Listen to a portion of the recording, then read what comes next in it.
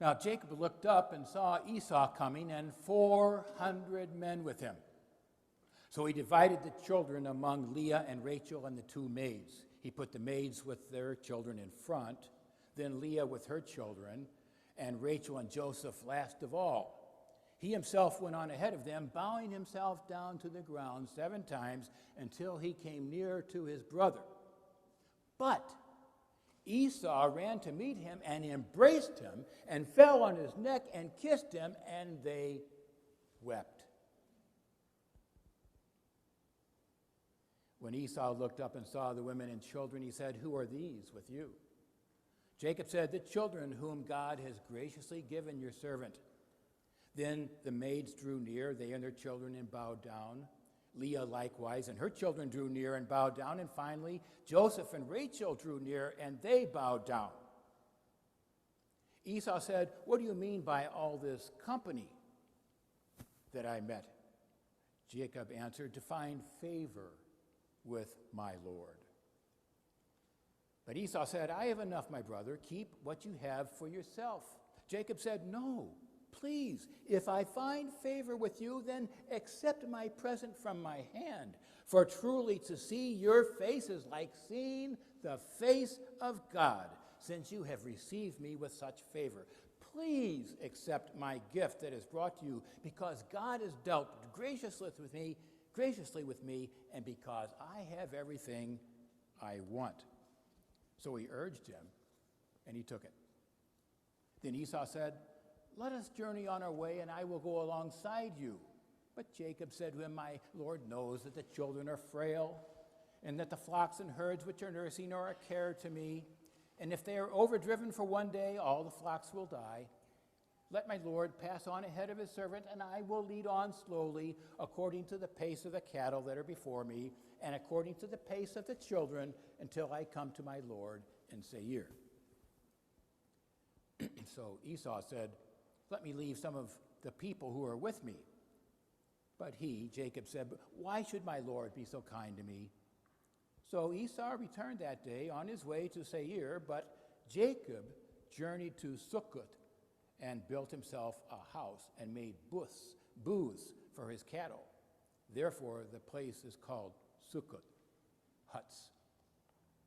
Jacob came safely to the city of Shechem, which is in the land of Canaan, on his way from Paddan Aram, and he camped before the city.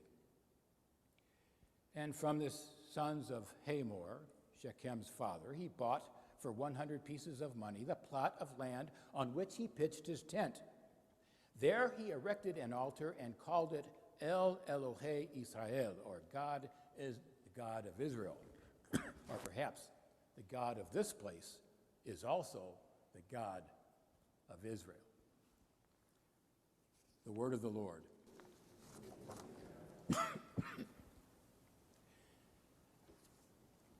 When Esther and I were missionaries in Venezuela, we often took dangerous trips on narrow highways. One time we came to a one-lane bridge positioned right on a curve, and I was about to go onto the bridge when I saw a bus flying around the curve from the other direction. Then the bus was on the bridge, and I had nowhere to go.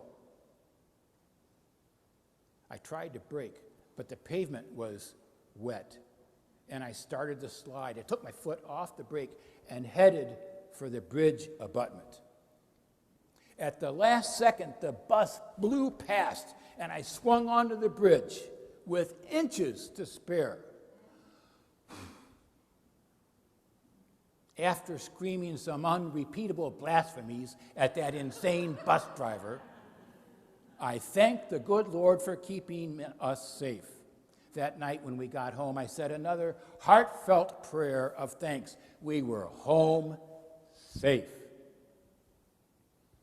We've all had experiences like this. A white-knuckle drive through a thunderstorm, a terrifying nightmare on Dallas expressways.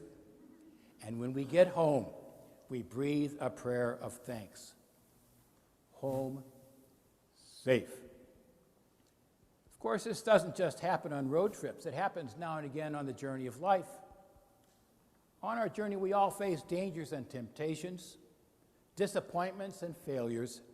But when we again find that place of peace and security, we breathe a prayer of thanks.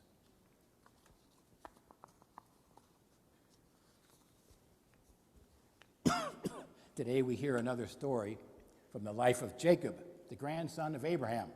Remember him, Jacob, the con man? The guy who talked his brother into selling him his birthright for a bowl of soup? The guy who talked his brother into, the guy who conned his old blind father into pronouncing his deathbed blessing on him instead of on his brother Esau, who as the firstborn son should have received it. That's him. Too smart by half, I'd say. Had to flee from home to get away from his enraged, murderous brother. As we hear about Jacob's journey, perhaps you will recognize yourself on your journey. Jacob left Beersheba and headed north along the main road running through the center of Canaan, today's West Bank, north toward Haran in the land between the rivers where his uncle Laban lived in northeast Syria today. As darkness fell, he made camp for the night. Alone, exhausted, frightened, and full of remorse, he fell asleep. In his sleep, he had a dream. In the dream, the Lord appeared to Jacob and spoke to him, promising to bring him back to the land of Canaan and to give this land to his descendants. By the way, some Israelis today think stories like this justify the claim that all of Palestine belongs properly to Israel. Of course, whether an ancient story like this can be used to draw present-day international borders is another matter altogether. Finally, and most especially, God promised Jacob to bless all the families of the earth through him and his descendants. Jacob seriously doubted that he would ever see this land again, not as long as his murderous brother was alive. But the Lord insisted, Jacob, he said, know that I am with you and will protect you wherever you go, and I will bring you back here to Canaan. I'll not leave you. I'll not leave you until I have accomplished all that I have promised. At dawn, Jacob got up, set up a stone as a sacred monument to mark the place where the Lord had appeared to him. He said, the Lord will be my God. Recognizing that he had been in the very presence of God, Jacob gave the place a new name, Beth-el, the house of God. Then he headed on his way to Haran.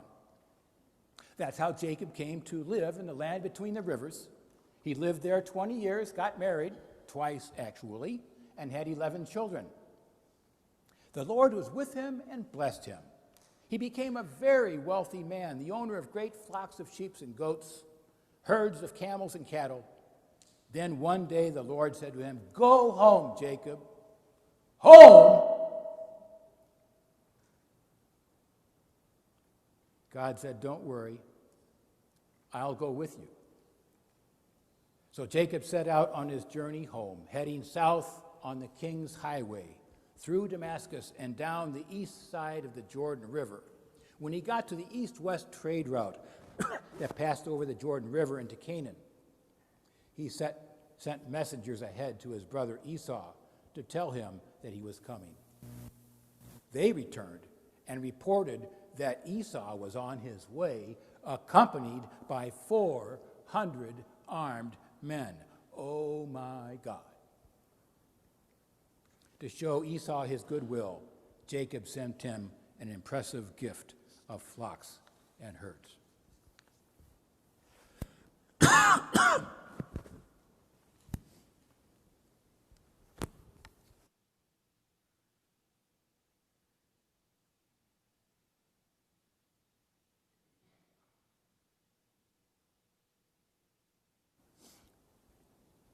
That night, set upon by a mysterious stranger, Jacob engaged in a protracted, desperate wrestling match. His adversary turned out to be God. It seems like Jacob had spent most of his life wrestling with God, just like you and me. Finally, realizing who his opponent actually was, he implored God to bless him, which God did, promising again to prosper him, protect his family, and make of his descendants a great nation under God's special care. Then God gave Jacob a new name, Israel, beginning a new phase, not only in Jacob's life, but in God's plan for humanity. The final showdown took place later that morning. Anxiously, Jacob headed out to meet Esau. Would his brother kill him and his family and servants and steal everything he had? Seeing Esau approaching, Jacob bowed down before him 7 times. To his amazement, Esau rushed up to him, pulled him to his feet, and embraced and kissed him. In relief and joy, they clung to each other, weeping long and hard. Finally, Esau asked him, "What's with all this stuff you've sent me?" "It's a present. I hope you'll forgive me."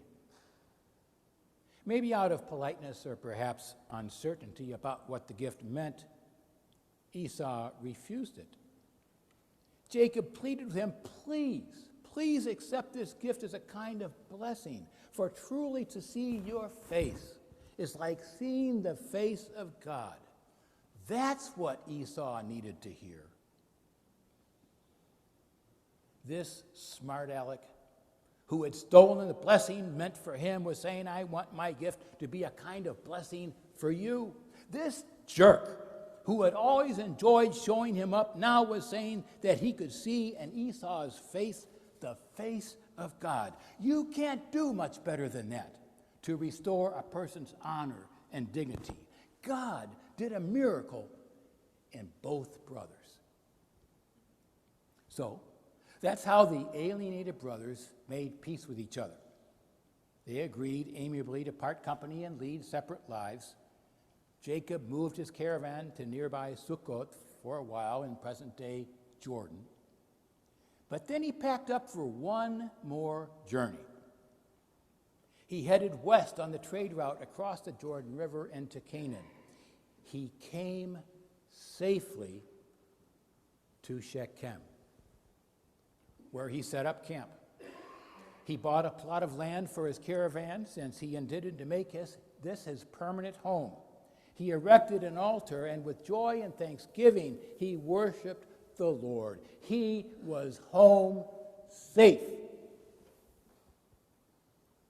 Now, remember how God at Bethel appeared to Jacob in a dream and promised to bless him, to be with him and to protect him, and to bring him safely back to the land of Canaan? Well, the Lord kept that promise.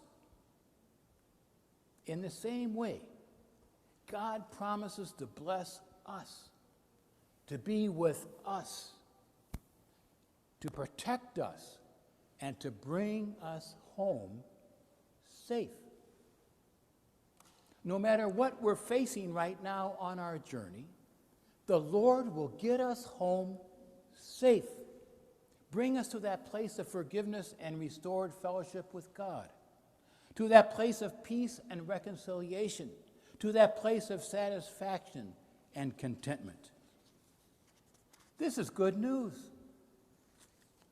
It's good news to weary travelers who are nearing the end of life's journey. Our health isn't that great anymore. We may wonder how long we can keep living in our own home, or what will happen to us if our spouse goes before we do. We may be anxious about death itself, wondering if we'll be able to face that mystery with faith and hope. God has promised to get us home safe. God will keep that promise. It's good news to troubled travelers. Some of us have been wounded by bitter disappointments. Others have borne deep tragedy. Some may have suffered a broken relationship or may be facing a family crisis. With good reason, we're anxious about tomorrow. God has promised to get us home safe. God will keep that promise. It's good news to wandering travelers. Some of us may have drifted away from God and lost our way. Maybe a church leader hurt us in some way, and we abandoned the church. Some of us may have become ensnared in temptation and questioned whether God even wants us back. God has promised to get us home safe. God will keep that promise. God's promise, then, is good news. But the promise also includes a challenge. God had a purpose in bringing Jacob home safe. It wasn't just about Jacob's safety and well-being. It wasn't even just about the reconciliation of two brothers. It was about a new nation that would come from Jacob's descendants, the people of Israel. Ultimately, we now realize it was about the Savior, Jesus Christ, who would come from the people of Israel. In other words, it was about God's purpose to bless all the families of the earth through Jacob and his descendants. God will get us home safe, yes. God will make sure that our faith doesn't fail, that our temptations and struggles do not crush us, that we will arrive safely at our spiritual destination. But God means to do much more than that. God intends to bless all the families of the earth through us. Therein lies the challenge. So, weary traveler, what does God want to accomplish before you finish your journey? Troubled traveler, have you considered that your present trials might be preparing you for an important work that God intends for you to do? Wandering traveler, there is a reason why the Lord keeps calling you back. There is something that God has for you to do. What is it? Don't worry. God will get us home safe. And in the process, the Lord will make us a blessing to others.